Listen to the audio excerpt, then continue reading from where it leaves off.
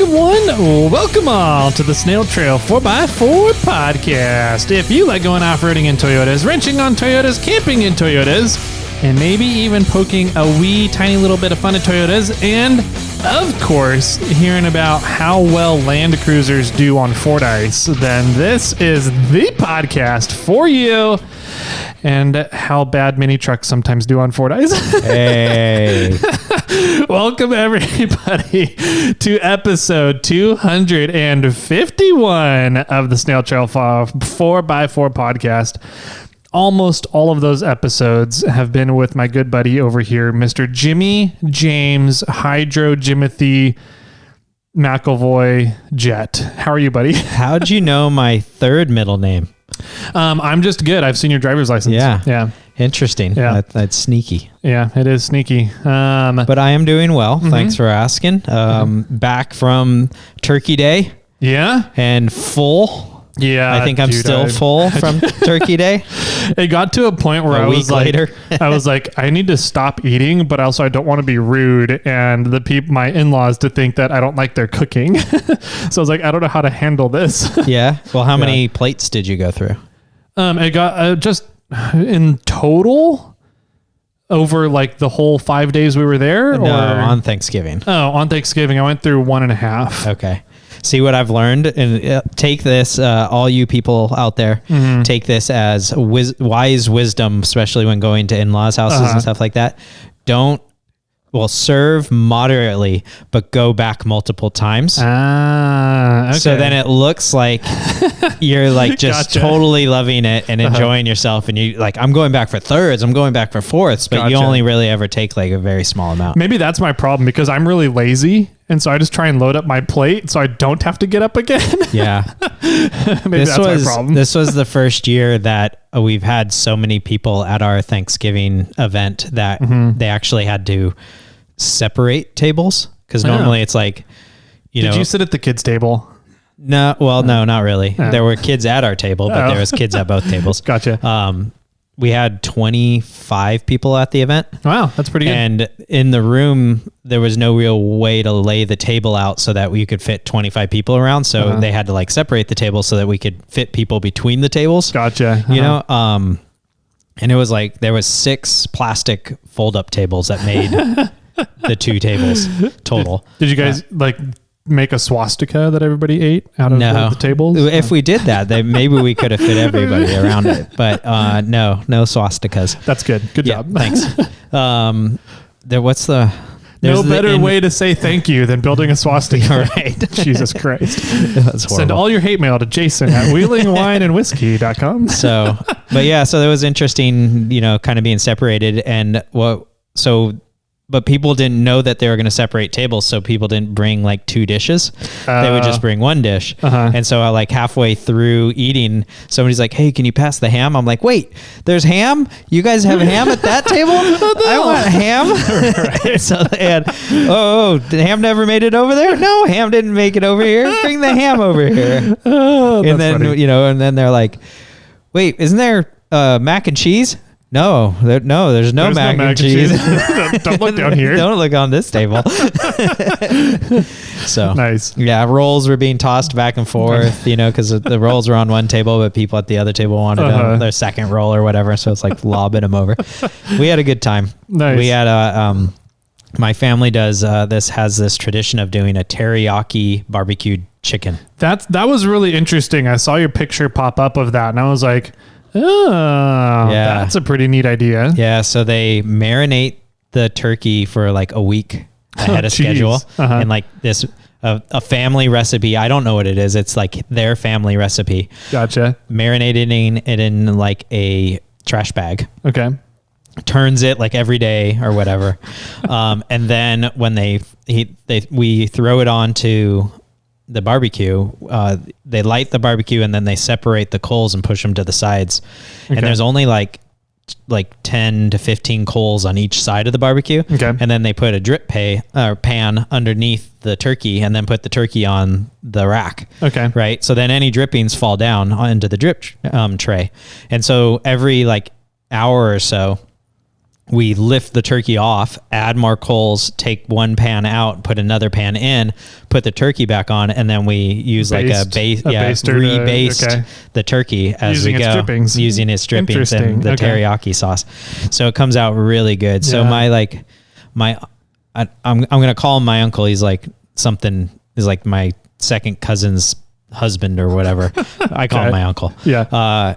He started this tradition because he used to do a lot of international sales into Japan. Oh, okay. And now he taught it to his son, and so his son does it. And since then, he started making sesame wasabi green beans. Interesting. And so we have this weird Asian fusion teriyaki or like Thanksgiving meal, but it's so good. Okay. Nice. So those are and then like my mom makes a broccoli cheese casserole, and the assistant made sweet potatoes, and like my brother loves to bake, so he made a bunch of rolls. And I don't cook, so I just do dishes. You don't make PB&H for everybody? I don't make PB&Hs for everybody. For lunches? I'm like, can I add PB onto my turkey? Like, I don't know. That's funny.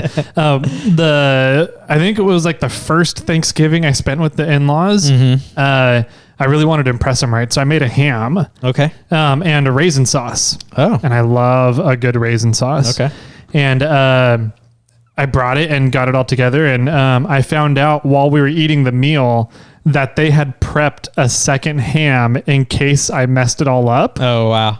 And so after that, I've been like, well, whatever. You guys can do it. I'm not going to. Yeah. If you're going to make a whole nother ham. Make a whole nother one anyways, then I'm just not even going to contribute here. Let me know if you guys need anything. Right. That's funny. So, cool, man. Sounds like you had a good Thanksgiving. Yeah, it was a good time. While I was over in Santa Rosa, I picked up a few things. Yeah, I know that was on your to-do list. What'd you grab? So I won in an auction. I won a big vise. Oh. Like a decent, like bigger than the one in my shop vise. Okay. It's massive. Okay. I didn't know it was that big. I thought it was going to be the same size as the one I had. How much? And then it had some different features to it. Okay. But it's like maybe twice as large. Oh, geez. It's huge. That's a big one. It's nice. But it has, so when you loosen the jaws of the vise, you can spin the head 360 degrees. That's really nice. And so on one side, it has like a flat section, and then on the opposite side, it has crimps set up for tubing. Nice. Yes. So that's going to be cool. So I can put it at any angle, around or clamp something flat or something round. Yeah. So that's super nice. Super cool about that. Or super excited for that one. I don't know where I'm going to put it. I'm considering putting it on your welding table, on the welding table and making it a permanent fixture. But I don't know. Maybe I'll put it on something that a hitch receiver so I can kind of move it around. I'm not sure. I still like the idea of mounting hitch receivers all over the shop, and then you can just move stuff around as you need it. Yeah, I think so too. And then, so the other two things I got is, I purchased them and I had a buddy pick them up, but I bought a front axle mini truck housing. Okay. And I bought a T-case. Nice. Yeah. We talked about the T-case a little while ago. So both of them were like $200. Nice. The housing and the T-case. So that's pretty good. I saw it online and I was like, I can't pass that up. Those deals are too good. So, I had a buddy pick those up, and I don't know what exactly I'm going to do, but the intentions were to possibly start building Becky, but but that's like down, like these are things that I've stolen off of Becky and using for Samantha. And now I'm buying parts to put Becky back together because the price market of trucks are so high right now. I'm kind of like, man, if I could get Becky up and running and sell it, I can make a little bit of money.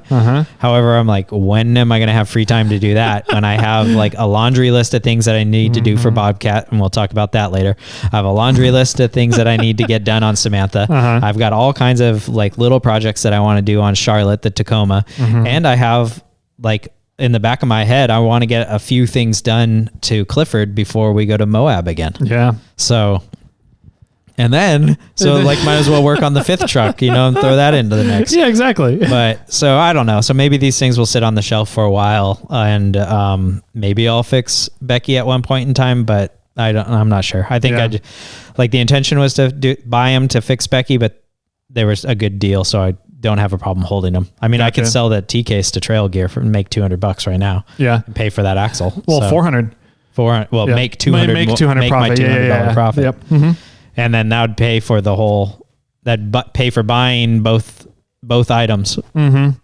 It would totally. I mean, you'd get essentially a free housing. Yeah. So, yeah. I don't know. I think you got a lot of options at that price point. You can kind of do whatever you want. Yeah, I could resell them and make a little bit of money, or hold on to them and fix something in the future. Mm-hmm. Yeah, I'm kind of at the point with the Samantha build that this is going to be the last build I do on on mini truck axles. Yeah. Yeah. Just because everything seems to be going so much larger. Well, everything in the off-roading industry is going a lot larger, but it's also, just the prevalence of 05 and up Super Duty axles and 10.5-inch Sterling axles. They're getting way more prevalent and cheaper to get than Toyota axles are. Mm-hmm. So, I mean, it's just... Yeah. And I don't know if I'd even solid Toyota axles out there. Yeah. I like the idea of going to some like FJ80 axles in the future. I'm sort because those have like a 9.5-inch ring gear, but then I'm also on the flip side, I'm kind of like, well, even the newer Tacoma vehicles have like 8.4-inch ring gears or 8.75-inch ring gears. 8 3/4 and the E-lockers in the rear. Yeah. And then I'm kind of like, 9 inches are really prevalent in a huge market for them. Mm-hmm. So it's like, there's a whole bunch of different options out there from Super Duties to 9 inches. Land Cruisers are a little bit more niche, so I can go up to 9 inches and have a big option of a mass variety of where I want to go with the 9-inch ring gears. And it's a little bit beefier. Yeah. So, which I want to have this discussion on maybe another episode, not necessarily now. Yeah, sure. But, I think it's a really interesting debate on what's a better platform, 9-inch or possibly that 10.5-inch Tundra dropout. And so I was starting to think about it, and a guy and I went back and forth on Instagram, and he was touting all the benefits of 9-inch. And I was like, yeah, I get it. But all the benefits you're touting are aftermarket. Have come about because of the aftermarket. They're only here because of the aftermarket. Yeah. Whereas the 10.5-inch Tundra just has no aftermarket support yet. Right. And so like when you're looking at just the base platform of a stock 9-inch third member versus a stock 10.5-inch Toyota third member, which one would win? Yeah. So, I think the 10.5-inch would win just because it's bigger. Yeah, but it doesn't have a load bolt, and it doesn't have, there's an extra, I think, bearing in the pinion, extra bearing support, pinion support on the 9-inch. Yeah. And so it's like, are those worth it? Are they really necessary? Yeah. Kind of thing. I think personally, for recreation users and anybody who runs a 9-inch third member longer than half an hour, load bolts are useless. But that's me. Maybe, yeah. My only thing that comes immediately to my head is that, just size of the pumpkin, right? Because going from an 8-inch to a 9-inch isn't vastly bigger. I mean, and with custom housings, 9-inch is actually a little bit smaller than a stock Toyota housing. That's impressive. So if I'm going from my Toyota mini truck axle housing stock to a 9-inch, let's even just go stock, and I mean, housings are different across the board, but more or less I'm losing an inch, and probably a half an inch on each side, right? Where if I'm going to a 10.5, I'm losing a lot more, so it's like, now do I have to get bigger tires so I can continue to keep that ground clearance. But so, you're playing this debate of like, how big of tires do you want to have to keep your ground clearance because you're going bigger axles? Well, now you need to have bigger axles because you're going to be going bigger tires to get that ground clearance. So there's this. I was just having that little talk with Taco and Fab over Instagram too this morning. Which is funny. So I think, to me, personally, 9-inch is a good happy medium at this point at where I sit at the moment. Yeah. I have no 9 inches, so I'm not changing anything, on Samantha. Yeah. So I don't know. I just don't think that my next build will be on Toyota mini truck axles. Yeah. I think it's just Toyota mini truck axles are getting too hard to source anymore. They're getting, the aftermarket support is still there for them, but the housings are getting difficult, but I don't think the third members are. The third members are pretty prevalent. Yeah, third members are good, but the housings, they're definitely getting harder to find. So, especially since Rough Stuff doesn't make an 8-inch housing anymore. Right. So, interesting stuff, man. Yeah. So, shall we kind of move on to some things that need to be discussed instead of random banter? Yeah, let's talk about a little bit of housekeeping stuff. We just realized the other day that we never announced the winners of the October giveaway. Yeah. Nope, we did not. And I don't think anybody really commented or messaged us about it because the boxes have yet to be completed. So. Yeah. We did the giveaway I don't know, we're recording now. I think we did the drawing for the giveaway 3 weeks ago. I think it was 2 weeks ago. 2 weeks ago? It was before Thanksgiving. Yeah. I think it was the week before Thanksgiving. Okay. So. Who are our 2 winners, Jimmy? Yeah, we've got Tim Hudsicker. Sure. Sorry, can't pronounce your last name, but I know who you are. Yep. And then Taylor. I don't think a last name was. No, there was a last name. I forgot what it is though. He's he's one of the Slow County Crawlers. Oh, perfect. Yeah. Slow County Crawler Taylor. Yep. SCC. Yep. Okay. Down in AG. Yeah, so Tim was on the $20 tier. Yes. So he's receiving 2 gift boxes. He's getting 2 gift boxes. And Taylor was on the giveaway tier. Giveaway tier. So he gets a gift box now. Congratulations, guys. So, yeah, cool stuff. And then congrats to that. And speaking of gift boxes. Yeah. They are gone. They are out. They are shipped. Yes. As of Monday. Mm-hmm. So some of you probably have received them by now. Nice. So we'll be talking about those on Monday's episode? Or do we want to wait for another Thursdays? Monday? Thursday. Okay. Next week. Next week. Yeah, that works. But speaking of them being gone, they're gone.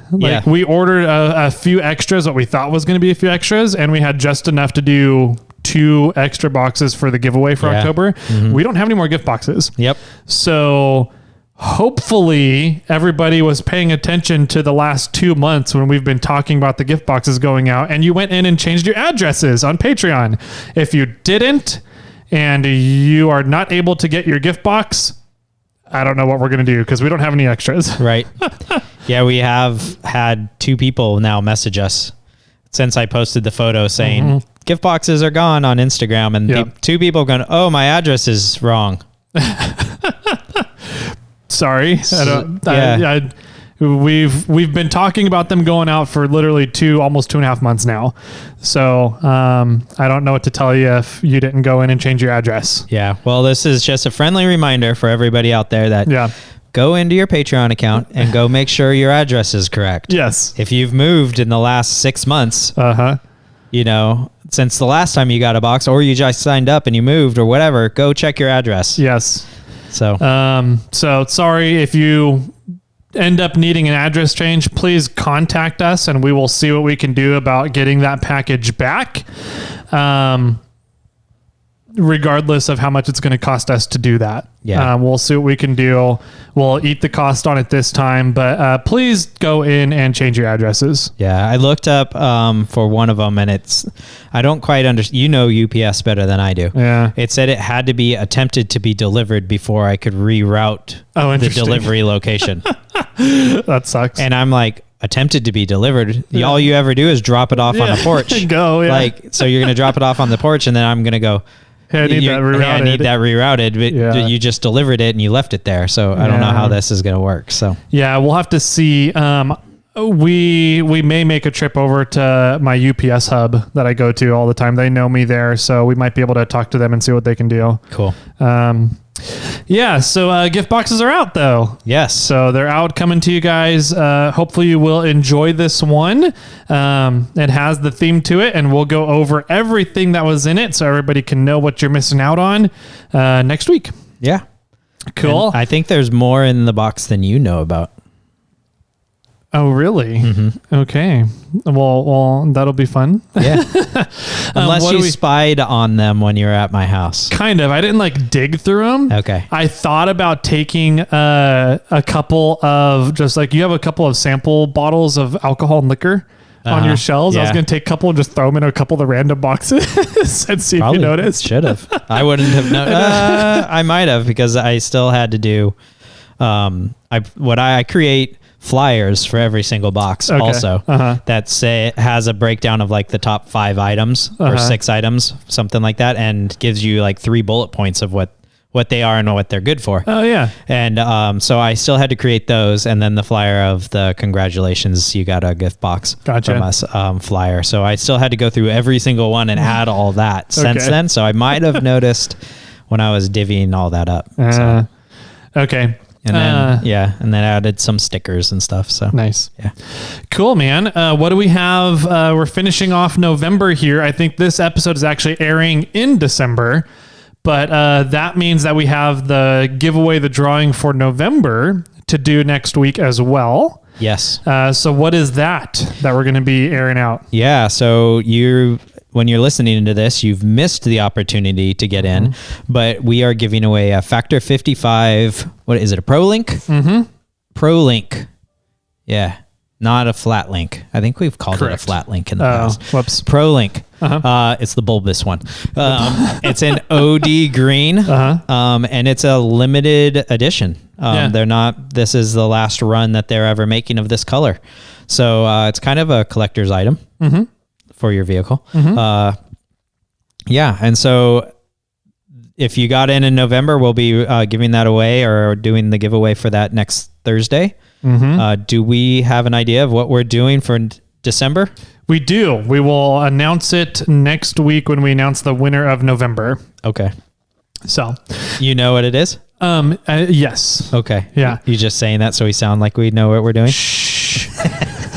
I thought I had everybody fooled and you just blew it, Jimmy. I have an idea. Yeah. No, I have a couple of ideas. So I think between the ideas, I think we've talked about a couple as well already. So between the 3 or 4 ideas we had running around, we'll pick one and go with it and we'll announce it next week. How about I announce it right now? Sure.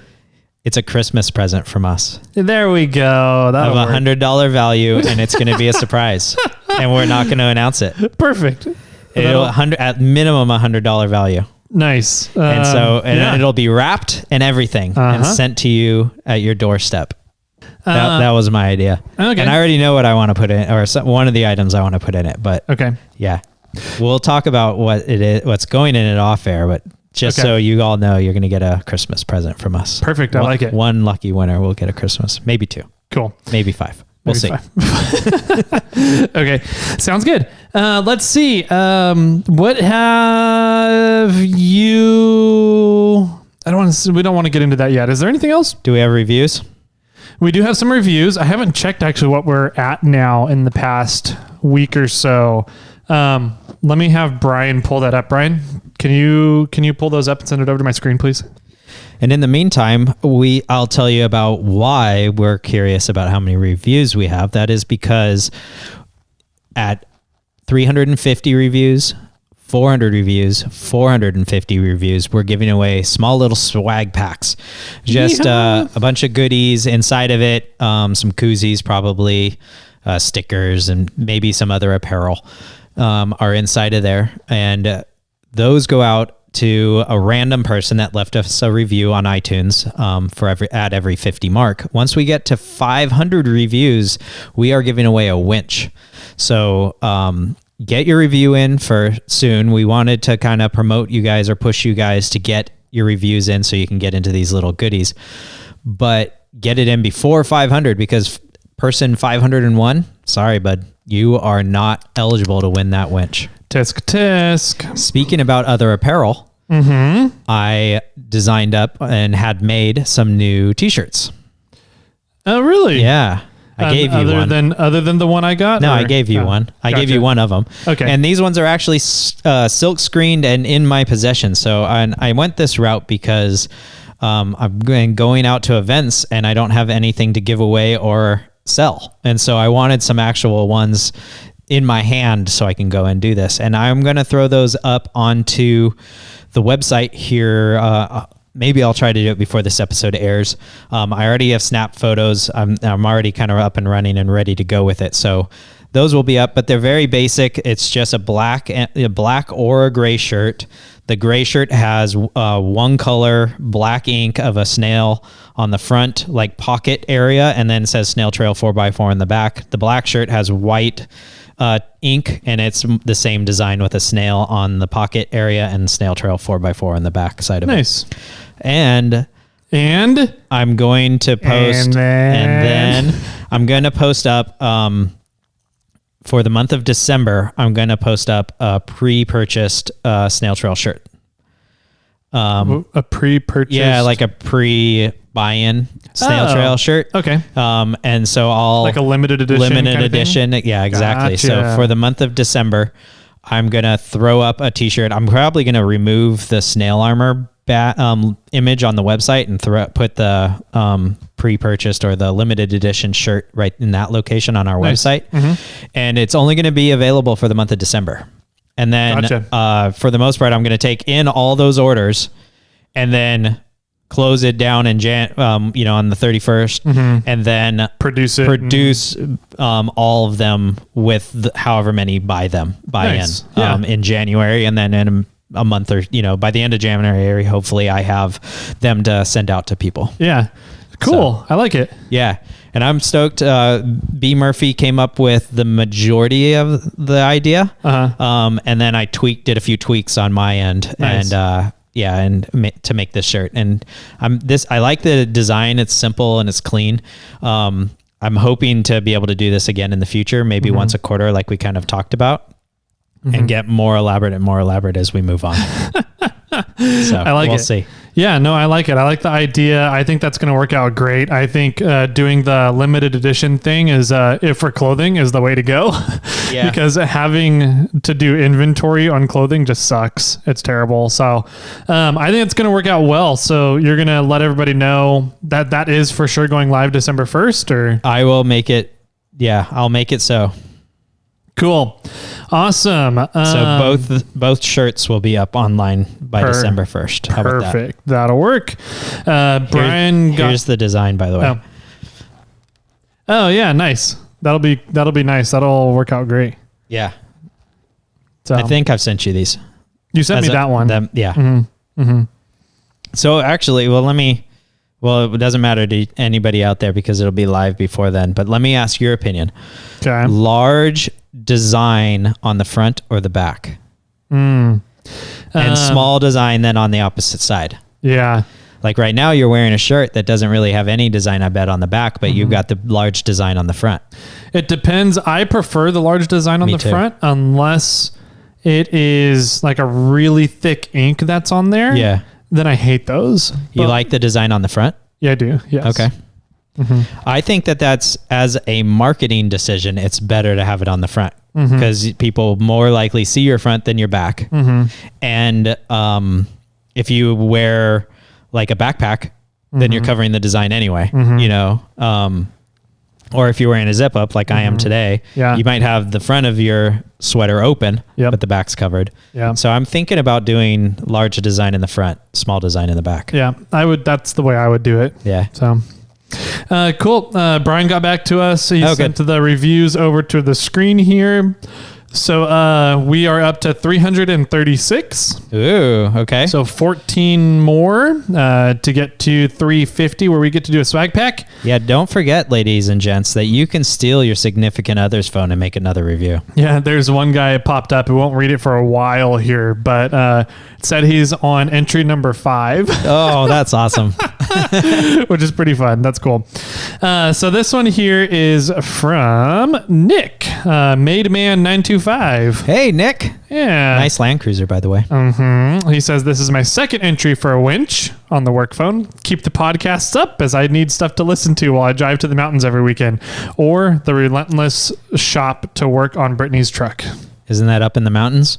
I was going to say, I'm pretty sure that's up in the mountains. Yeah. And I don't understand why you don't ever call me and let me know that you're driving right past my house. Yeah, seriously. It's I'm a little mad at you. Yeah. Just a little. You never get mad at people, though. I know. I'm not really that mad. Oh, man. So thanks, Actually, Nick. the assistant said that the other day. She's like, I don't think I've ever seen you mad. I'm like, oh, I don't really get mad. Yeah. It's not worth my time and effort. Next one is from Cross Thread Off-Road. What up, Cross Thread Off-Road? It says, must listen. I was listening to these guys since before they had a show. How does that work? It probably High Sierra. Okay. Before we had our own show. Our own show. Gotcha. I'm a Jeep guy in Minnesota, but I'll listen to Toyota guys. Yeah, you can just move to the next review now. Yeah. And a favorite episode was the one they recovered the stolen rig. Yes. Your rig. I don't want to talk about that one. Okay. Oh, man. I talked to somebody on the phone this morning who was like, oh, yeah, I'm looking to do this, blah, blah, blah. And he goes, yeah, you programmed a radio for one of my buddies up at Sierra Trek. I was like, oh, cool. And he goes, yeah, it was the Sierra Trek right before your rig was stolen. And I was like, oh, that's Sierra Trek. Yeah. Okay. Way to put a damper on my day, buddy. Thank you, sir. And last one for today is from GDEB 95. Hi, GDBE 95. It says, here for the winch. Just kidding. Jimmy Jet and 4x4 Tyler are pretty entertaining for some Toyota guys. Their podcast is definitely worth a listen. P.S. The winch would be pretty cool. I'd even be willing to trade Jimmy for the one on his trailer. You need a bigger winch? I know. Because the one that's going on. Speaking of that, did you bring it over here? Yeah, it's in the in the warehouse over there. Nice. Yeah, it'd be a 13,000 pound winch on my trailer. Yeah. That's ridiculous. I think that'll work out great. I would have put like a 15 or 16,000 pound. Did I show you what I did to Bobcat recently? No. Okay. You have not.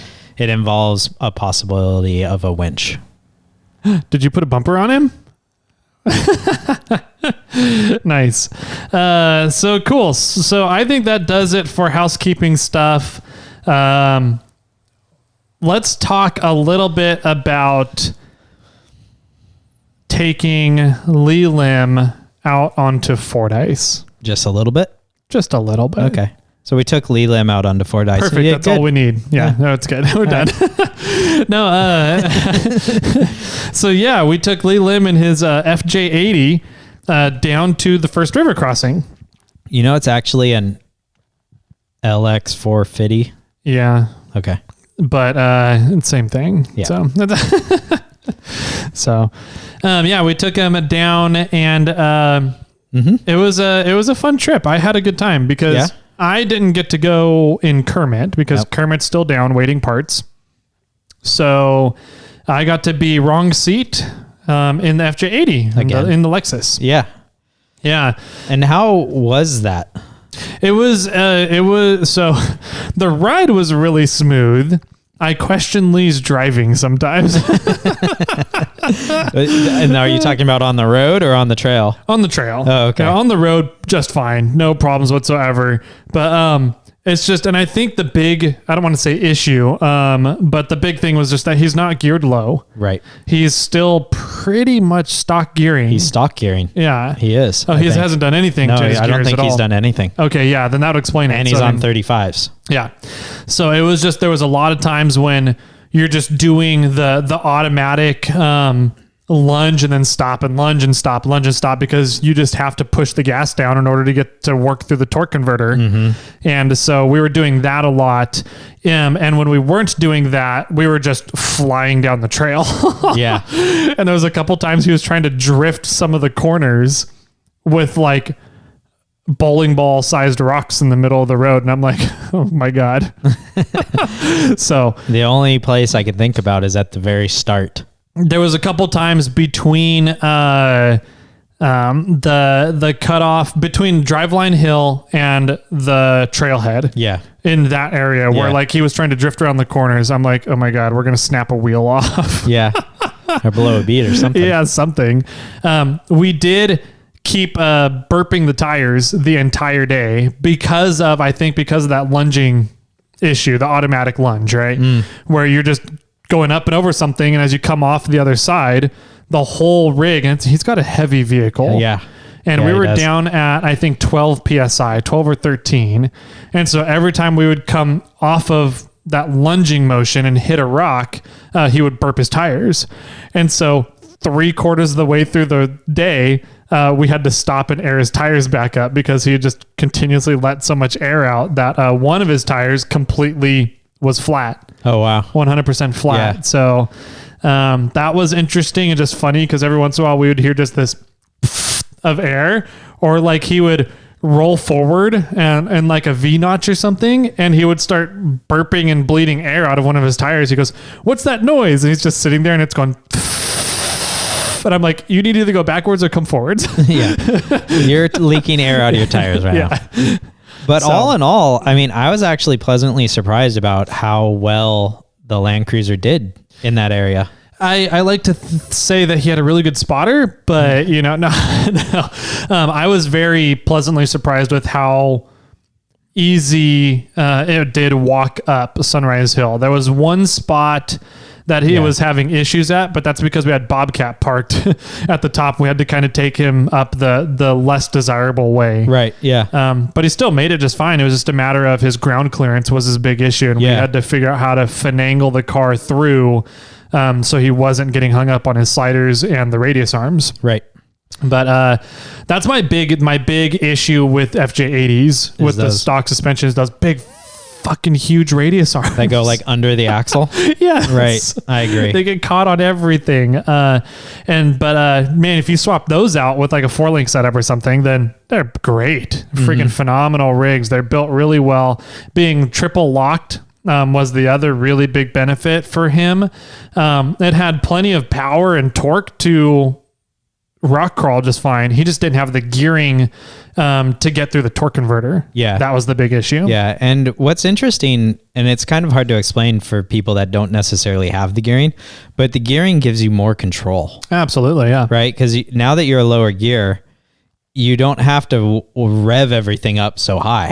It just becomes a little bit more smooth and cruise. And, you have just, I don't know, with the lower gearing, it makes it easier in a way to just go over rocks. It makes it easier on everything. You have you have a better control of the momentum. Yeah. You have better control of the momentum, better control of traction. So like a lot of times with a stock gearing or not low enough gearing, and especially with automatics, in order to get through the torque converter, you have to put the foot down. Yeah. And if you're trying to climb something in Moab, it works great because everything in Moab is designed to set it up and then go. You just get set up in position and then go. But when up in the Sierras, you can't really do that. Doing that is going to get you broken very quickly because you get over a rock and then you've got another 7, 8, 10, 50, 100 rocks on the other side of that you have to make sure that you're set up for your next line over the next rock. And if you're having to launch yourself over the first rock, you just smash into the next one instead of letting your suspension absorb everything and get up and over the lines you need to get up and over. Well, or having the control to drop off of the rock to approach the next one right away. Exactly. Instead of flying over the rock and landing into the one that you're supposed to be climbing. Exactly. Yeah. So that was really the only issue with it. I thought it was a lot of fun riding and kind of seeing how he has everything set up in his Land Cruiser. And we got to play around with his Bluetooth radio. Yeah, I was going to say you actually learned something about the Bluetooth radio. I did. I learned a couple of things about the Bluetooth radio. Oh, yeah? One is that the Bluetooth radio has a setting in it that says it will transmit the APRS on a specific channel, whatever you set it to. So like most people set it to like channel 16 in the memory bank. Okay. Just because how the memory banks is set up, it's really weird in that radio. So anyways, most people set it up to a specific channel in the memory bank. But what I thought happened was that you had to have that channel up on one of your quote unquote monitoring channels, your VFOs, in order for it to transmit on that channel. But no, it will transmit on that channel even if it's not up on the display as one of the channels you're monitoring. So like, so that essentially gives you 3 channels for that radio. It's a triple VFO, which is really impressive because there's no other radios on the market that do triple VFOs. And that's really cool. Yeah. I like that a lot because I know that on my radio, I have to have it up on that channel. So really I only have one channel to listen and talk to. Mm-hmm. And a lot of times I turn that to the simplex that we're communicating with the group. So I'm if I just have that radio, then I'm not monitoring the repeater or anything else that's going on, where a lot of times I do carry a handheld. So I have the handheld turned on to the simplex channel and the repeater that channel covers that trail. Yeah. But the problem with that is then if I ever speak on the simplex with my mobile, then it like squeals. You get feedback. I get the feedback on my handheld. So then I turn the handheld down. So then I'm not really monitoring the repeater anyway. Yeah. Yeah. That's always been my issue, right? Is if you want to run APRS, and monitor the local repeater to know emergency traffic or anything else going on in your immediate vicinity and talk to everybody in your group, you need 3 channels to do that. Mm-hmm. And the Bluetooth radio does that. I didn't realize it did that. Yeah, that's awesome. Which is pretty damn cool. I need to get one of those. They're super great to have if you're willing to deal with the steep learning curve. Fantastic radio. It does have a little issues with the transmitter in it. Does never get soldered correctly from the factory. So you end up having to open up the radio and resolder one of the transmitter solder pads. But once you do that, the radio is good to go. It seems like that's the only downside to the radio other than the learning curve. Mm-hmm. But it's a really neat radio. I've been really impressed with it so far, and especially now that I've learned that it has 3 channels. Yeah. The other thing I learned, the issue I've been having with the radio is that when I've been using it, it was not pulling the GPS coordinates off my phone, and unless the app was the primary app being used. Okay. So if the app was set in the background and I had Gaia up or YouTube Music or something, and I was playing music on it, the radio would keep transmitting GPS coordinates and APRS packets, but it was using the last GPS coordinates it got off of the phone when the app was the primary app running. Oh, got it. So it would say, so more or less it looked like you were stagnant. It looked like I wasn't moving. Yeah. Exactly. And I found out that is not the radio's issue or the app's issue. It is an operating system on your phone issue. Oh, interesting. So you can sort of more or less tell something to be active in the background. Exactly. Okay. So Android, I don't know if iPhones do this or not, but Android has settings that controls what apps can access on your phone when it's not the active app. And so GPS coordinates are one of those settings. Mm-hmm. So you just have to go into your Android's operating system, look up the access settings for that app, for the HT app for the radio, and then turn on and allow that app to communicate with your phone's GPS hardware when it's not the active app. Yeah.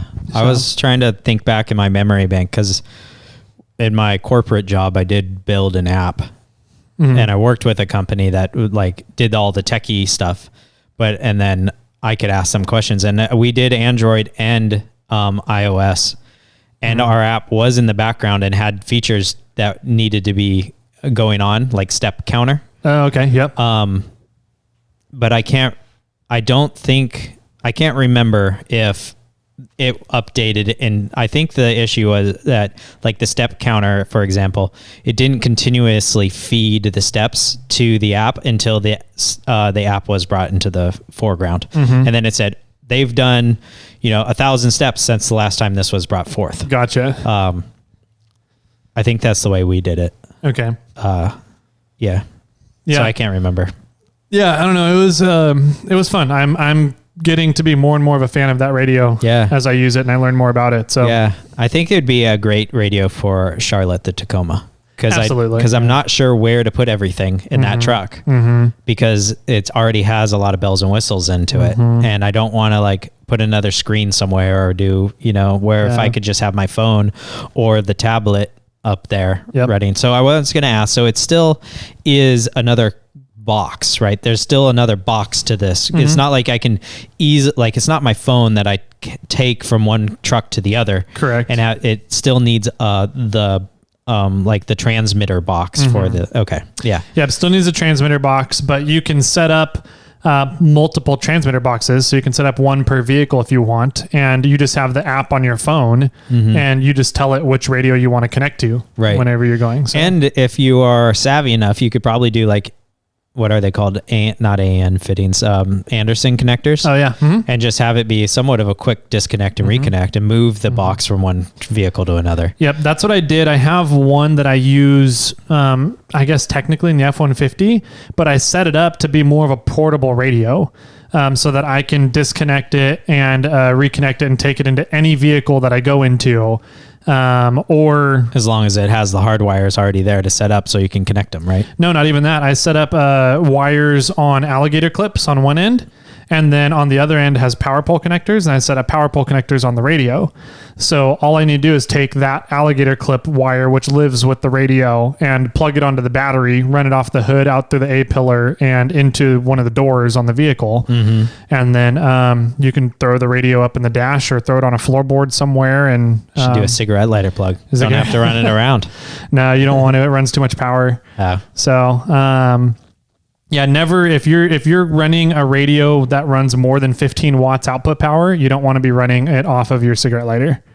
So got it. But yeah, it's I'm getting more and more fan of that radio each time, and I was really intrigued. Lee has a Bluetooth microphone for it, and when I've been on trips with Lee before in my rig, and he's talked on the Bluetooth microphone, it kind of comes off a little bit of a electronic robot sounding. Did you get that at all while we were on the trip, or was it pretty clear? It's pretty clear to me. Okay. Yeah.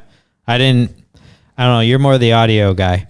True. I'm like, no, like I hear it, whatever. Sounds good. Okay.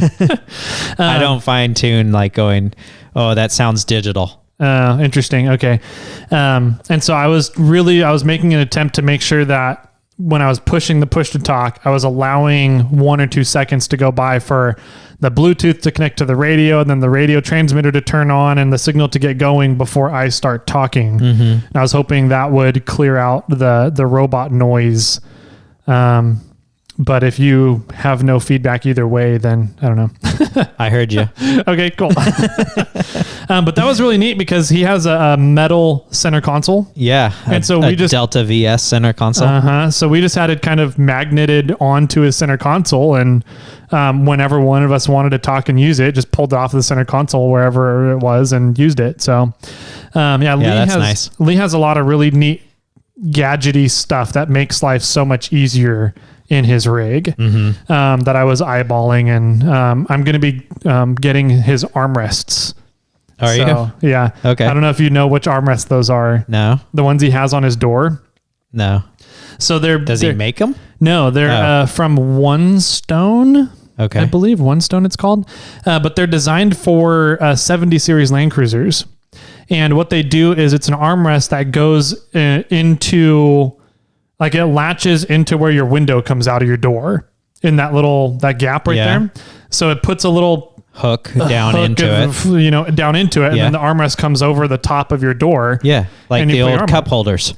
Yeah, exactly. And there's a cup holder built into it too. Oh, perfect. So I was like, I want that because when I'm off-roading or wheeling, I always want my arm up on the steering wheel. When I'm driving, I want it up as well. There's so many times I don't like it.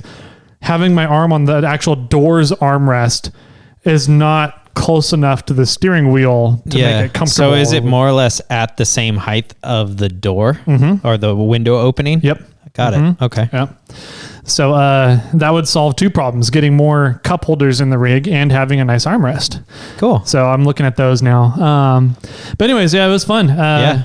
We first stop on the trip was the trailhead. And then well, the first stop at the trip was at the Rayleigh's meeting point.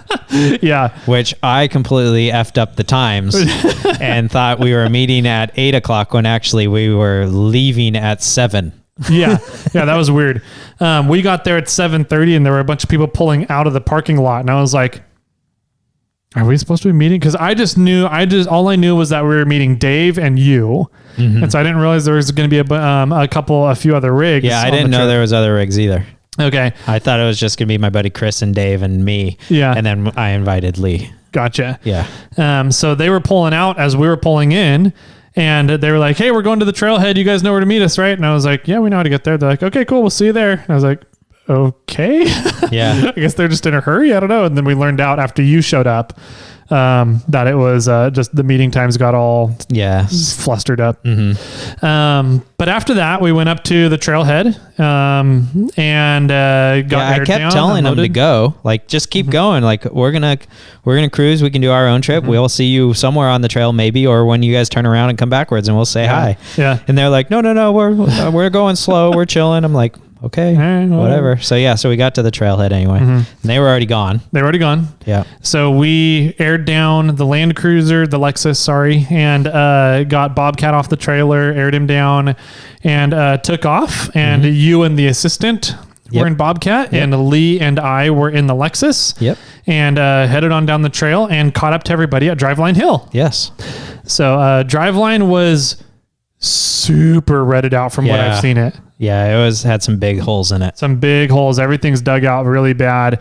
And it was wet and damp and muddy and just slick. It's like that really gritty sand that acts like ball bearings when it gets on granite.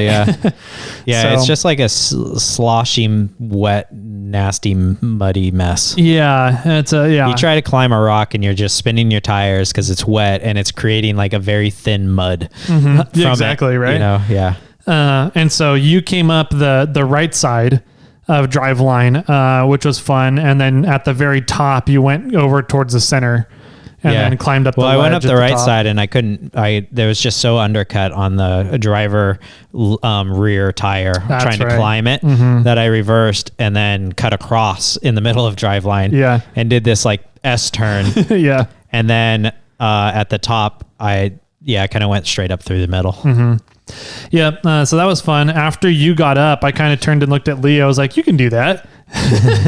He goes, I think I'd like to try. And I was like, we totally can. And so we were sitting there talking about it. And I was like, if you go, I said, just don't take the same lines that Jimmy took. Yeah. Like there's better lines for you, I think. But I think we can get you up here. And if you can't, then we just roll out your winch and winch you up. It's not that big of a deal. Right. And he was sitting there thinking about it. And he goes, it's still early in the day. I know that we want to get down to the river crossing. Let's go do that. And then if we still have time at the end of the day when we're coming back through, then I'll try it. And I was like, I think that's fair. Yeah, that's a wise move. Yes, exactly. So we took the bypass up and around, said hi to everybody. As we were coming up, somebody ended up with a head wound. Yeah. One of the little girls, one of my friend's little girls just took a header into a rock. Yeah. And it was funny because the assistant was right there. And I guess my buddy was telling the assistant that he really likes these boots because they keep the kids' feet warm, but they don't really have any grip. And right at that moment, I missed that part. She tried to jump to daddy and just her feet just went out from under. Like she jumped, but her like didn't jump, right? Like just it's like watching those cats that try and jump off of something. Exactly, something slick and they just like fall in the middle. So that's exactly what happened. And she like hands behind her, like waiting for daddy to catch her, kind of a scenario, head right into a rock. Jeez. Good job, Dad. And I guess like the assistant said that she like there was an audible thud. Oh, and an instant scream and instant blood. Oh my God. A lot of blood actually, but all in all, it actually dried up and stopped bleeding really fast. I was impressed at how quickly it did dry up and stop bleeding, because head wounds bleed. They bleed. They don't stop bleeding. Yeah. So 2 or 3 first aid kits instantly popped out of the vehicles, it's really nice to have. Yep. One guy there was a paramedic. Oh, I didn't know that. Yeah, the guy with the big first aid kit. Yeah. He was a paramedic. Oh, good. Well, and then some of the other people we were with are peace officers, so they've dealt with this. Yeah.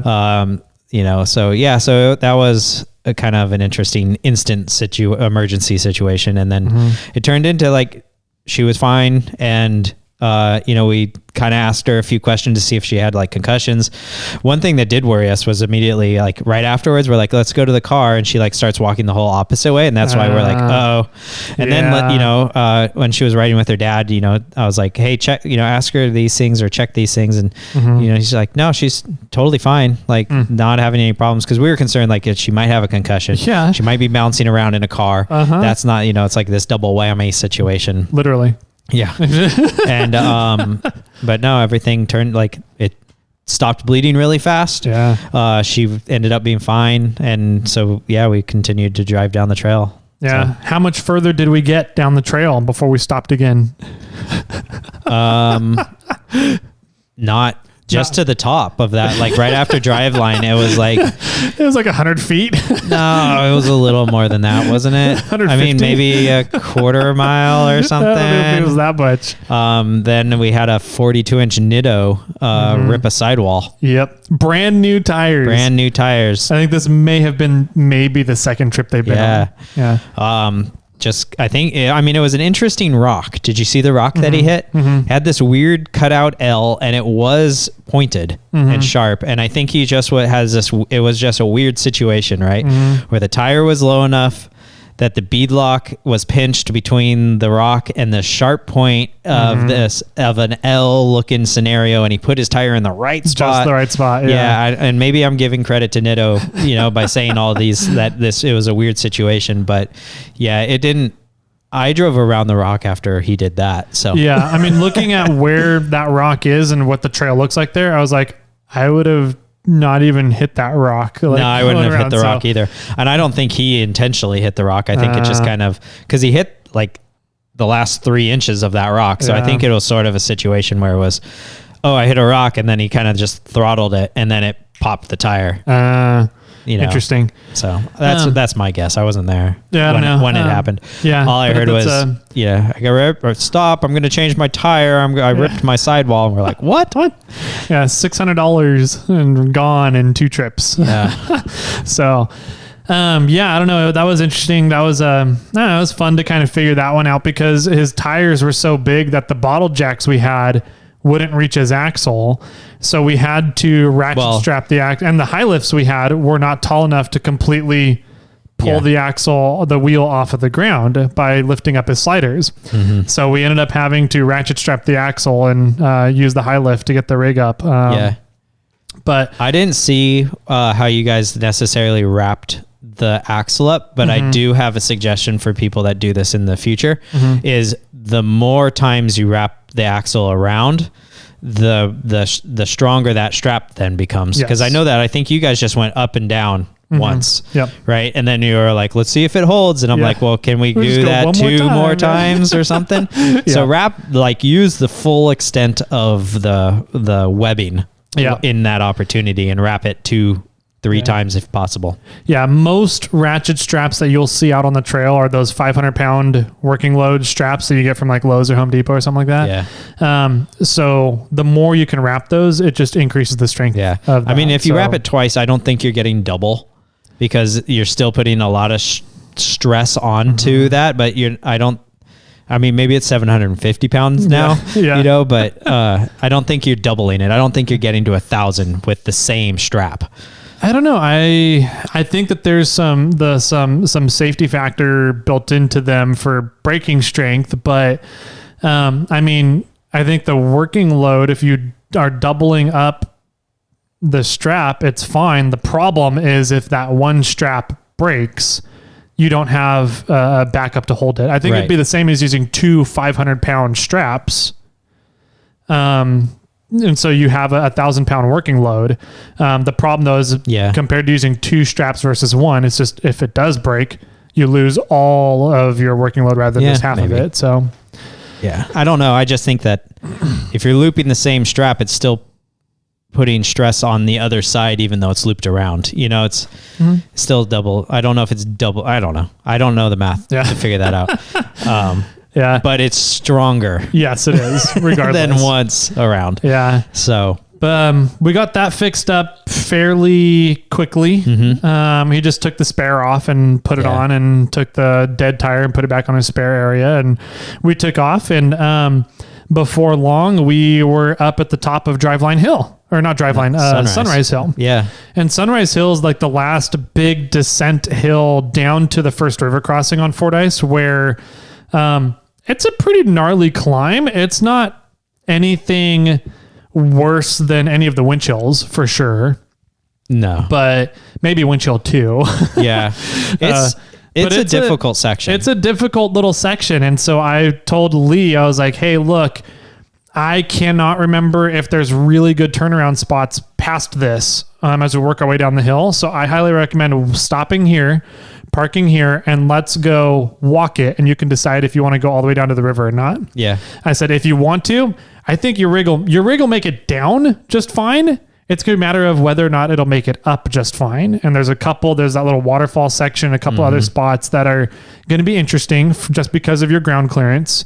I said, but you have a winch and you've got protection. You've got skid plates. I said, at worst case, other rigs. We've got other rigs. I said, we'll get you up. No problem. It's just a matter of how much do you want to beat up the underside of your rig?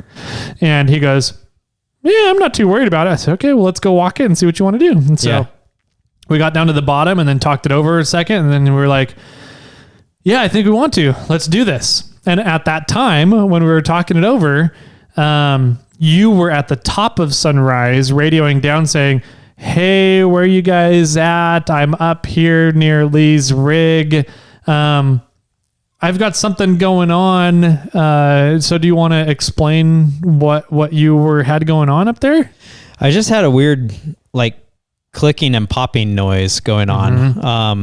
And it felt like it was from my front passenger side, area. And so I kept I don't know what, it just, when I crested Sunrise, it just had this weird, the rig didn't feel right. It just was, I would do a weird motion and the rig would pop or click, and then I was so I was trying to figure out how can I make this repeatable? If I can make it repeatable, then I can really pinpoint in on why and what's going on. Yeah. And I couldn't really figure it out, and it wasn't doing it that often. And so, I caught up to you guys, and so I sat there just sort of okay, I'm going to see if he's going to go down or what he's going to do. And so you guys came back up, and you're like, we're going to do it. And I was like, cool, I'll follow you guys. And so we wheeled down, and the clicking and the popping just kept getting worse and worse as I was going down. And then by the time we got down into it, I was like, I don't really want to take Bobcat any farther. Yeah. But there's no turnaround spots for where I'm at. Yeah. You were down beyond the waterfall. I was before the waterfall. I was saying this. Oh, okay. Right? Gotcha. And the only real turnaround spot is right below the waterfall where I parked. So I pulled over just after the waterfall, and there's sort of a flat spot there. And that's where I parked a Bobcat because I was like, something's not right. Yeah. And I can't figure out what it is. Yeah. And it's hindering, it doesn't sound good. No. And it's getting worse. And what was weird was that it was so kind of sudden and onset, but you didn't have an onset occasion. Occasion. Yeah, it just seemed like it just started clicking and popping for no reason. Yeah. And there's nothing really difficult. You weren't on an obstacle and you popped something and then it started going it started doing that. You were just driving a pretty relatively tame trail up until, at the top of Sunrise there, getting ready to go down Sunrise. So, I don't know. It was really weird. And, So yeah, you guys made it down beyond the waterfall. Yeah, we parked right after the waterfall. Grabbed our lunch, ran down to catch you and Lee, jumped in his rig, and drove across the river. We ate lunch, and then we hung out for just a little bit. I had a PB&H. Yeah. Actually, I didn't. I had a Rayleigh's sandwich, but a turkey avocado. Nice. And then I was like, okay, somebody want to drive me back across the river so I can start digging into Bobcat and see what's going on? Yeah. And then pretty much everybody's like, yeah, let's do that. And everybody loaded up. Yeah. And I was like, no, I didn't mean that. I meant, I didn't mean everybody stop and cancel the trip to go dig into Bobcat. I was like, I just meant like, can somebody forward me back so I can start digging into it? So everybody just started coming back, and then I jumped back into Lee's rig and we went across the river, and then on the other side of the river I hopped out and we walked up, and pretty much everybody drove up in the amount of time almost that it took us to walk up to just at the waterfall. I think Chris had a little bit of trouble up the waterfall, or was it Dave? I think Chris had a little bit of trouble. It was Chris, yeah. And then, and it was just a weird line. And if he backed up and straightened out, and he got up it. And then you were helping Lee up the waterfall, and then Dave came down to help to assist. And where I parked Bobcat, it was like right in the way that Lee went down. So it was, it was in a bad spot. But I had parked off enough that rigs could go down, but rigs the capable of Lee's stature where I needed to do the slightly easier route. Yeah. And so I was like, well, let me move out of the way real quick. Yeah. And so I moved out of the way, and it was like click, pop, bang. Yeah. And everybody's like, that's your rear axle. Yeah. I was like, oh. Yeah. From the inside, I couldn't tell. Yeah. I don't know. Like, yeah, I couldn't tell the difference or notice. It felt like it was getting hung up on my driver's side front or passenger side front. But yeah, so you guys said, no, I think your ring and pinion in your rear is bad. I'm like, what? Yeah.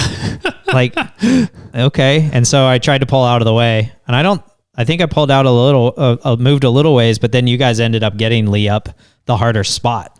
Yeah, we got him up the hard side of that little spot there. Yeah, and then he walked to the waterfall. He just had a good line and walked perfectly straight up it. And then he didn't slip a tire. Yeah, going up it, didn't have any issues at all. And that's where I thought, I was like, I think if we can get you on this line and keep you on this line, I think you're going to be fine. But I don't know if he had, I couldn't tell if he had the approach angle to get on that line. So I was like, we're going to try it. And if you stuff your bumper into this rock, then we'll come up with plan B and C after that. But if we can get you climbing this rock rather than driving into it, I think you're going to be fine. And he cleared it with like less than half an inch. Nice. And got up and just walked right up. I was like, that was cool. Yeah. Yeah. So then once he was up and free, pretty much everybody came down. And then we kind of tried to figure out a way to determine whether it was a axle shaft or the ring and pinion or what it was. And so I had to back up and move forward a few times, and it kept clicking and popping, making some bad noises. It would just like bind up until it would get past the bind, and then it would just, everything would release and make a loud pop noise every single time. And it seemed to be happening around the same, I don't know, 30 degrees of the ring gear. Yeah. So, so we kind of did, we didn't really ever get the vehicle off the ground enough to spin things to see what was going on. But the logic was, well, you're moving. Yeah. And at that time when we kind of figured out that it was my third member that was bad, the ring and pinion that was bad. I carry a spare one with me in Clifford. Oh yeah. Back at the trailhead. Yeah. And so one of the guys in the group needed to go home. Like he was at his time limit and needed to get out. And so I sent him, or he went back, and then my buddy Chris went back too, to just, if I need that third member that's in Clifford, he would be there to get it, to start driving it back down the trail back to us. Right. And so we sent them along, and then we started to dig into what was going on with my rig. I think we kind of just determined like, well, it's working. It's already broken. You're just, something's going on in that, the ring gear pinion down there. Let's get you out of this really hard area by you actually just driving it yourself. Yeah. And so I just put it in low first gear and let it crawl. And sort of when it got to the spots that, on the ring gear that was bad. It clicked and popped and then broke itself free. And then I moved forward and I actually walked up. That was the easiest time I've ever had going up that waterfall area. Wow. The last time I was in there, I got like perpendicular to the trail and all turned up. Yeah. So from there, I just kind of slowly drove all the way up to the top of the Sunrise Hill. Our other thought there was that the only hard part of the trail to do before getting back out to the trailhead was really Sunrise Hill, getting up Sunrise. Mm-hmm. Once you're up Sunrise, you can pretty much get off the trail in 2-wheel drive. Right. So if we could just get you to the top of Sunrise, then we can disconnect your rear drive shaft and you can go out in front wheel drive. And then we realized that it was definitely a ring gear issue. And without the rear drive shaft connected, there was nothing to push the ring gear through the binding. Yeah. Your front had to pull you through the binding. Otherwise, you would just bind up and then drag the rear tires.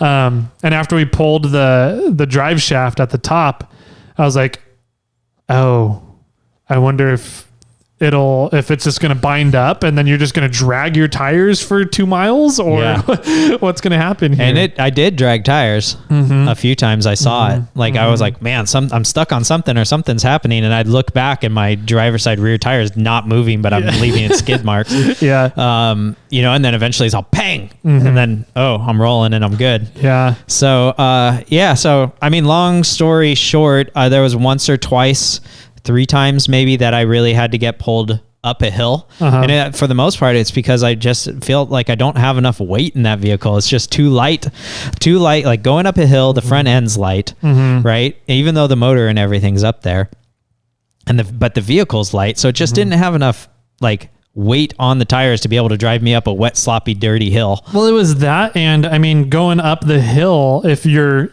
rear end bound up, now all of a sudden you've got 2 of your tires with the brakes on anchors. With the brakes on, and the front 2 tires, which have not enough weight on them to pull you up the hill. I mean, it was just So there was like 1 or 2 little rocky areas. And then there's a dirt hill that kind of S's that I made it about halfway up and then I had to get pulled. But then for the most part, I drove out in front wheel drive. And it wasn't terribly difficult, but I did have to this time I was like, okay, now I have to actually choose lines. Yeah. It actually kind of made it fun, right? Because it was like when I'm in 4-wheel drive, locked front and rear with, because it's Detroit's front and rear, I could just go anywhere. And I could just, I don't have to pay as much attention. But when I was, I'm handicapped now and I got to figure this out and I got to find a line that would make it easier for me to get through that.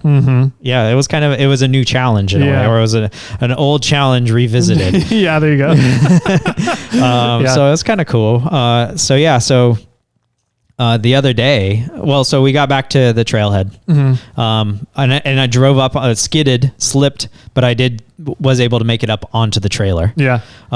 Skid out on the ramps a little bit, but I did make it up onto the trailer, and bolted it down. And then we had to jet because, we had a concert to go to that night. So we went to a concert. Yeah, you guys loaded up and took off quick. Yeah. I don't know if I've ever seen you load up and take off that quick before. I felt rude leaving that fast. So, so this last weekend, Hustle Nuts came over and we dissected Bobcat. Okay. And to tear apart the mini truck axles. They're not full floats, right? So we had to disconnect the brakes. We had to pull the, the axle shafts out, and we pulled each axle shaft out, and we're like looking at it, going like, where's the brake? Is it broken? Are the splines okay? What's going on? And both axle shafts were totally fine. Nice. Which is great. Those are still the stock ones, right? Those are still stock. Stock axle shafts. Which is good because then that means the carrier in the third member is still okay. Because if the carrier got messed up, then those axle shafts would have been wobbling around and moving. They still probably would have worked, but it would have been oblonging holes and screwing up splines and, just messing more things up. Messing up your locker. You have to get a new locker, everything. Yeah. So, And so we pulled the third member and all the teeth were munched. opinion. I even made the joke as we were coming out of the trail. I was like, well, eventually it'll get to the point where you break all the teeth off of your ring gear, and then you'll just have 2 front wheel drive with nothing holding you up in the rear anymore. Yeah. And it almost got there. I think there's 2 teeth that are pretty intact, but do have chips on them. Yeah. But almost all the teeth are completely munched away and gone, which is pretty, it's pretty gnarly. It looks really impressive. Bad. So that's one we need to get up in here. I think that'll outdo the Land Rover one over there. Yeah, I think so. And I'll bring it in once I get it fully disassembled. So the third member's out. Did you keep all the shrapnel too? Or did you I still have it all. Put all the shrapnel into like a baggie or a cup or something. Yeah. And we'll bring it over here and put the ring gear and all the shrapnel on the parts table. Yeah. I was talking to Dave afterwards, and he said, is that the same Detroit? Is that the Detroit that I gave you? Oh. And I was like, I think it is. Yeah. And so I said, I think that's the same. That's the very first 529 gear set that I put into Bobcat. Really? In 2004. I was going to say, it's been what, 20 years? Like 15 or 16 years. Wow. That ring and pinion is going. Yeah. So I think it just got old. That would surprise me. I think it was just like, hey man, I've gone on a lot of wheeling trips. I'm good. I need to be retired. I'm retired. I'm giving up. I'm done.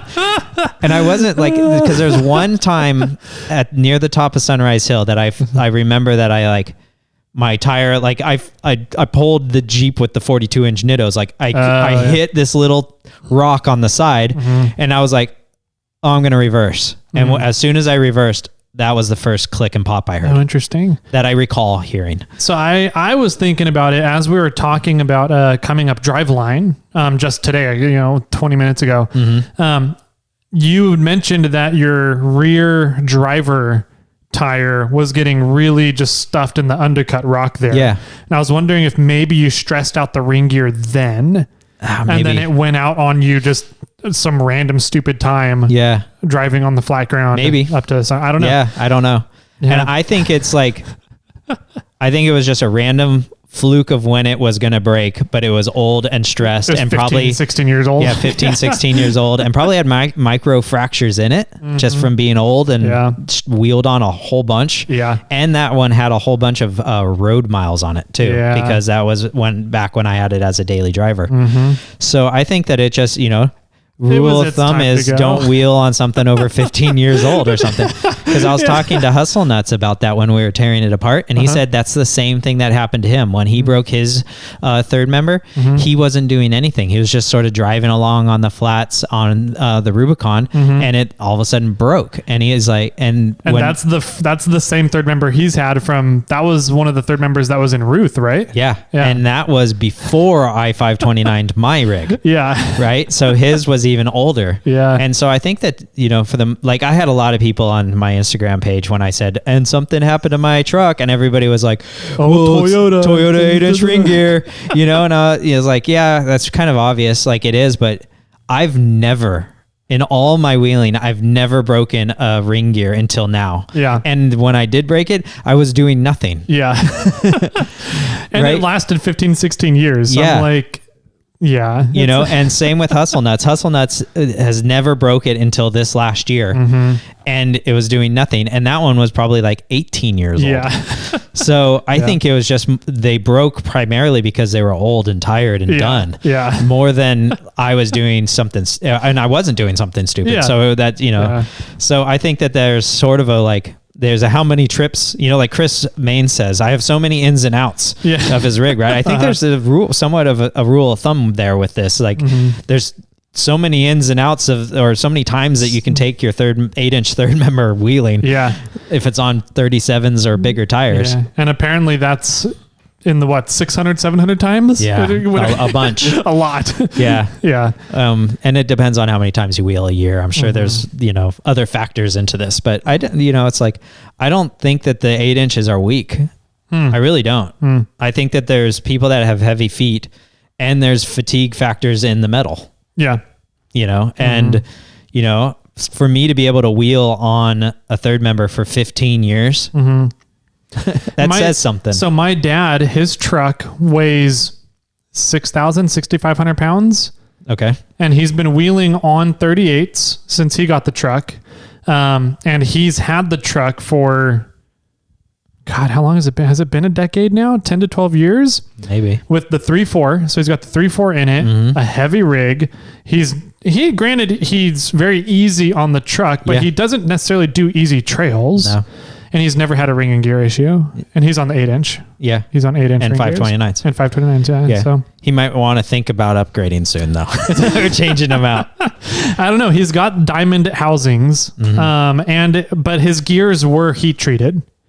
Oh, so I know that the gears that are in there, I'm pretty sure they're the original gears that he got from the previous owner. So I don't know how long. And the previous owner did some really gnarly wheeling in Colorado, Captain Kirk. So I know that, that truck has been abused, and I don't know how long those ring and pinions have actually been in there now. Right. But for running a 3.4, so triple the horsepower that the 22RE has, maybe, in a much heavier rig. I mean, his rig probably weighs double what Bobcat does.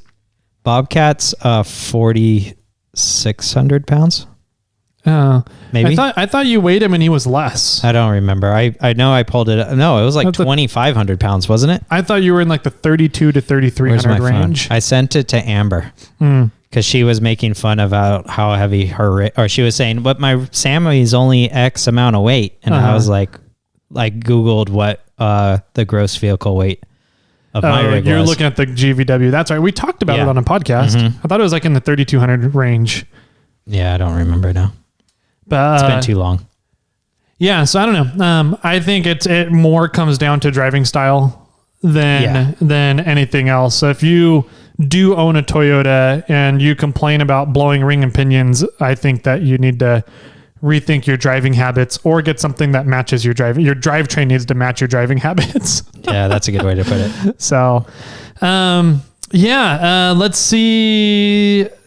What else was there? Oh, I got to do some exhaust work on a Sunraider. Yeah, that's right. Which is pretty cool. 2,620 pounds. That's the GVW. That's the GVW Bobcat. Jesus Christ. Yeah. That's crazy. I know. So overall, it was a really fun trip. Yeah. I'm glad that it was just the ring gear and not your axle shafts or your locker or the carrier or anything else that got all messed up. So all in all, it's not the worst break. Yeah. Especially if that's the your original ring gear. So yeah, well, I mean, it's not the stock one, but it's the very first one I did that I put 529s on. Yeah. Way back when. Yeah. In college. Not bad. So yeah, it was a good time. And I think Lee had a great time. Yeah. The Lexus Cruiser did great. So what would that be? The 530, the Lexus Cruiser 530. It's a 450 plus 80. That'd be 530. Got it. Anyways, interesting. The Lexus Cruiser 530 did great. He had a good time. I had a good time. I learned a couple new things. I had fun on the trip overall, and it was a good day. So yeah. I think the assistant had a fair time as well. She downloaded a book just before getting on the trail. She forgot her book and then downloaded a book just before getting onto trail. Yeah. And I don't think she liked the fact that we were the handicap or the crutch of the group this time. But I was like, it happens. It's got to be us sometime. And she's like, this is the first time that we've wheeled together that you were the one that broke. And I said, this is the first time I've broken in a long time. Yeah. You were due. Yeah. Some days you're the hammer. Some days you're the nail. So true. Yeah. So cool. Other than that, I got to go play with a Sunraider. Oh yeah. I saw that on Instagram. I saw the guy coming around the corner. I'm totally jealous of that rig. So apparently, as far as Sunraiders go, this is something I didn't know. And he said, so I'm taking his word for it, but there was something like 20 or fewer 4-wheel drive Sunraiders ever produced. Oh, interesting. I didn't know that. Supposedly there was more 2-wheel drives produced, Tons. a lot more. But in terms of 4-wheel drive Sunraiders, there was very, very, very few. Okay. And he has one of them. Wow. So he got this Sunraider for a steal. Apparently some guy was trying to sell it up in Oregon and never sold it. And it's like the engine was dead in it. The transmission was dead in it. the interior is completely gutted and like dry rot all over the bottom part of it. And so it was just a shell of a Sunraider. Yeah. But it was one of the original 4-wheel drive production Sunraiders. Yeah. Okay. And so, he went and picked it up for a screaming price. Nice. And Lucky. he's now put a 3.4 engine in it. He's working on getting it California refereed for the 3.4. And so because I'm going through the same process right now and just, converted the exhaust over to do set up the 3.4 exhaust so that the referee is happy with it. He was asking me questions about it and stuff. And it got to the point where he's the type of person that I think is a really cool personality, right? He wants to learn how to do stuff, but he's very creative and willing to put in the time and effort to learn it. Okay. And so, never done an engine swap before, and he did the engine swap good, and it looks good. It runs, everything's functioning in it. And he's, working on the exhaust now. And we came over, he doesn't know necessarily how to weld. And so, he brought it over and, we kind of fabbed up a bunch of pipe together to make, an exhaust that the referee will be happy with and that routes properly. Nice. The problem that we were running into was that from the collector, where the crossover and the driver's side exhaust comes together, he had bought that crossover and driver's side exhaust. So the collector was like at a really weird angle for how the frame rail of the Sunraider sits. Okay. And so we had to... Well, it's probably set up for a Tacoma. That's kind of what I'm wondering. What was this, an 80s Sunraider? It's essentially an 80s style frame rails for the Toyotas for the Sunraider. So it was the collector just barely fit, but if you fabbed up something that came straight down in line with the collector, you would hit the frame rail. Oh, interesting. So we had to fab it so it came over to the side to clear the frame rail. But then we also had to put a 90 degree or a 45 degree bend into it because he wanted to use the stock catalytic converter that already has a 45 degree bend in it, like built into the catalytic. So the input port for the catalytic is like not in line. Like this catalytic here is straight in line, straight right? through. Yeah. I actually have a catalytic sitting next to me. So his was like here. The input port was here on this angle. Right. So it was 45 degrees from the straight part. Correct. Yeah. And so we had to fab up something that was not just a 45 degree to hit into the 45 input, but also was off at an angle, cantilevered to get away from the frame rail. Sure. And so then you had a compound bend or compound curve. Sure. Yeah. Corner. Whatever that means. So we had to essentially, fab something up that bended in two different planes and get it all straight so that it had the correct alignment for the rest of the exhaust coming out so that the rest of exhaust didn't run into the frame rail or the floorboard or the cross member or the transmission. Right. And so it was that took a very long time and a lot of trips to fit it up back and forth, fitting up and getting just right. So measure 40 times, weld once. Exactly. Yeah. And we even welded it up once, just tacked it all together and put it up, and it still wasn't just right. So we had to pull it off again and weld it again. But it was fun. It was a really challenging project. I've never had to do bending things in two different planes before and envisioning how that works. Like it was interesting to figure that out. And when we got the final fitment up, there was some big gaps because of the way that the pipes were bent for going together. Like one was bent one way, the other one was bent the other way. So they're oblonged and separate in different ways. Okay. And I guess we could have just like put it into a vise and squeezed it so that they were oblonged in the same direction. Maybe. But what we could borrow my big vise. Yeah, right. But I was like, we'll just weld it and, weld gaps. And I've really been enjoying welding gaps right now. Granted, you don't doing anything structural, but if you're not depending on structural integrity and you're just trying to make something so that it's airtight, it's almost like 3D printing with metal. Yeah, it's pretty cool. Sure, it is. Yeah. We just welded up the gaps, and it turned out great, and it's airtight. We tested it, and it's so. I was pretty proud of what we were able to fab up. Nice. And then we figured out it was getting late in the day, and we're like, okay, all you really have left to do here, but we needed more pipe, which we didn't have. So I was like, just cut it here, extend to this part here, put pipe back in here, and then attach your muffler down here, where however you want to do your muffler setup in your dump. And so he went back home and figured it out, and kind of from watching, I gave him a couple of ideas. I said, don't try and weld the two ends of the pipe together. Go when you get the pipe, the section that you need to get 2.5 inch diameter pipe so that you can fit your 2 1/4 inside it and weld that seam rather than trying to butt two pipes up together. Make a sleeve. Exactly. Mm-hmm. And so he did that and sent me pictures of it afterwards. I was like, looks great, man.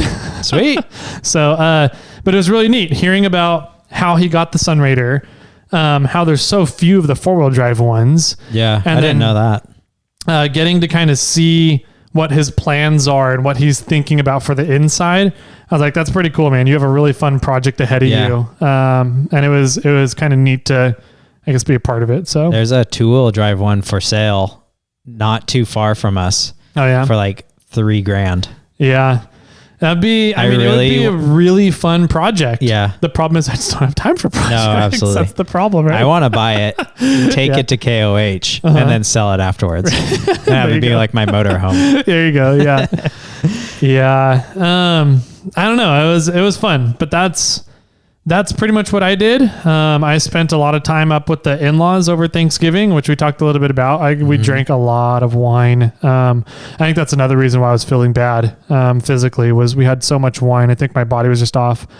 But other than that, let's see. I didn't make any extra movement on Kermit. I have parts ordered. They're just waiting to come in right now. Got it. Yeah. Nice. That's where we're at, man. Did you see my post that I found a first gen for us, a 1980. Well, it was a 1981 Toyota pickup, manufactured in October of 1980. Really? And I was like, so close. 1 month, just one. I have now found an October of 80 and a December of 80, but I have yet to find a November. Of 80. And I was telling the assistant, I'm like, you know how people have those like, I knew what the term was just a second ago. Dang it. Where like, if I ever had the chance to meet Angelina Jolie, then I could have sex with her, whatever. Top 3 free. Yeah. Top three. Yeah. Whatever. Yeah. Top 3 free. Yep. Yeah. So I said, there's also another name for those. I forgot what it's something else. So if you ever meet that certain person, then you're allowed to have sex with them. Ticket. Yeah. You have a free ticket. Your hall pass. Exactly. That's what you know how people have those for celebrities or whatever. I said, I need one of those for a truck. If I ever find this truck, I'm just telling you now, I'm going to buy it. Yeah. To some extent, there is a price negotiation, but to some extent, there's not. Yeah. And she's like, I don't approve. And I'm like, I don't know if I'm ever going to find it. So, you know. That's funny. Yeah. People have hall passes. You have one for vehicle. Yeah, I need one for a vehicle. Like if I ever find a mini truck, a 1981 mini truck that was manufactured in November of 1980. Yeah. I'm going to buy it. Yep. I approve. I approve. I'll give you a hall pass, Jimmy. Thank you. Oh, man. So cool, man. Anything else happened worthwhile? Good, because we have one last thing that needs to happen on this episode. Okay. Because technically we're recording still in Jim's month. Oh, yeah, we are. And there's 2 more presents sitting there on the table. Do I get you get an one of them. I get one of them? Yep. Oh. The other one's going to go into storage. Oh, no. So which one are you going to choose? That's mean. I know. I don't know. This one's pliable. Mm-hmm. And it's softer, but there's something hard in there. There's something hard in there somewhere. Ooh, that one's heavy, but solid. I don't know. Which one should I do? I will give you a hint. Okay. They're the same thing. I think you have versions of both of those presents already. Okay. So. Dang it. But I think you could still use I'm going to go with the softer one. Okay. And I don't know why. Okay. All right. I'm going to open it up. All right.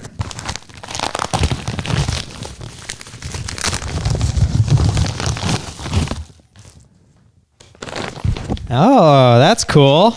Yeah. It's a sizer for nuts and bolts. It'll tell you the sort of thread pitches of them. And it's on a loop.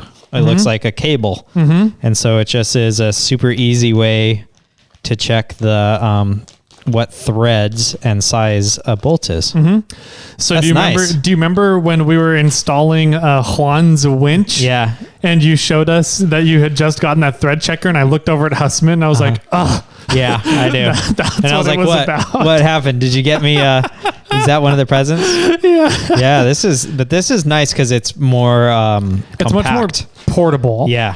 So you can throw it in your wheeling gear to if you need to check threads out on the trail for anything. You can, haul it around the shop, throw it around the shop. The one you have is really designed to be like mounted on a wall. Exactly. And permanently mounted. So I was like, you know what? I think that there's enough value in this one kind of being portable. Yeah. That it would still be worth including in Jim's month. Nice. Yes. So, I agree with you. And this is cool. Nice. Thank you. Yeah, you're welcome. So the last gift gets put into storage. So what is it? Can't tell you. No, this is so mean. It might come out for a future gift thing. So, I'm gonna have to go and I'm gonna take it now so you don't dig into it while I'm not looking. I can kind of peek into it. No. You totally stole it from me. When you're not looking, I'm just gonna take it. Well, and that's why I've got to hold on to keep it on my person now until the end of the day today, and then I'm going to go hide it. Sounds good. So cool. I think that about does it for this episode. Yeah, I think that's more than plenty. Cool, man. Any ways that people can get a hold of us? Yeah, there's a few. Oh, speaking of, we have 4 or 5 voicemails, so we'll get into those next week.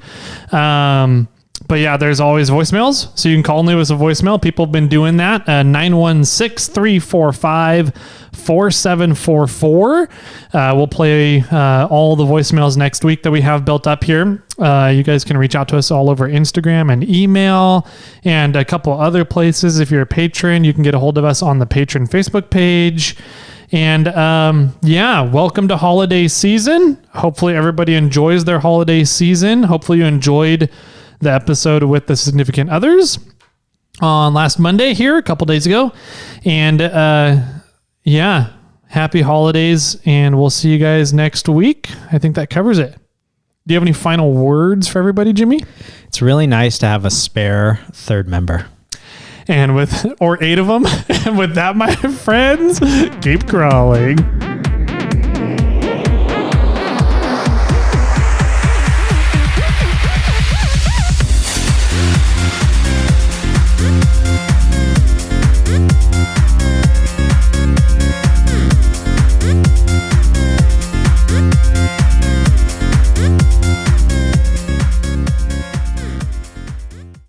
I got one for you.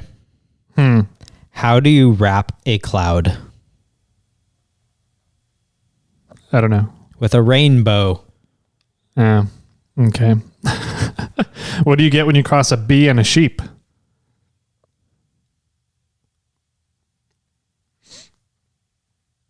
A woolly stinger. No, a humbug.